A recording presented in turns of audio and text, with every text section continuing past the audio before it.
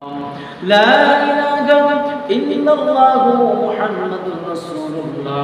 বন্ধু বান্ধবরা বেশি বেশি দরুদ শরীফ পড়বে, তারা আল্লাহর নবীকে মহব্বত করবে, আল্লাহর নবীর সুন্নাত আদায় করবে, দাঁড়িয়ে রাখবে, পাগড়ি পরবে। আল্লাহ রাসূল বলেন কিয়ামতের ময়দানে তত বেশি আমার কাছে থাকবে।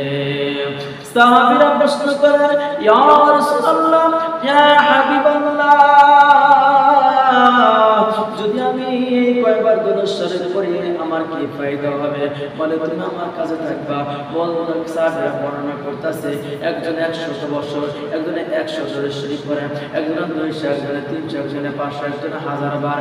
যে যত বেশি দরুদ শরীফ পড়বে কিয়ামতের ময়দানে আল্লাহর নবী সাল্লাল্লাহু আলাইহি সাল্লামের সাথে কিয়ামতের ময়দানে তত কাছে থাকবে। সুবহানাল্লাহ। নবীজির হৃদয় কিন্তু এখন উম্মতের জন্য কান্দে। ইয়া উম্মতি হাবলি, উম্মতি হাবলি, উম্মত বলে কান্নাকাটি করে। কিয়ামতের ময়দানে কিন্তু কান্নাকাটি করবে।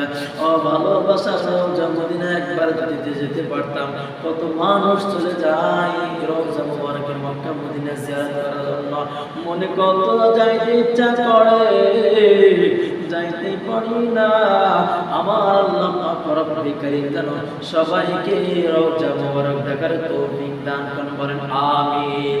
ভালোবাসার জায়গা মদিনা, ভালো লাগার জায়গা মদিনা, বলো ভালোবাসার জায়গা মদিনা, ভালো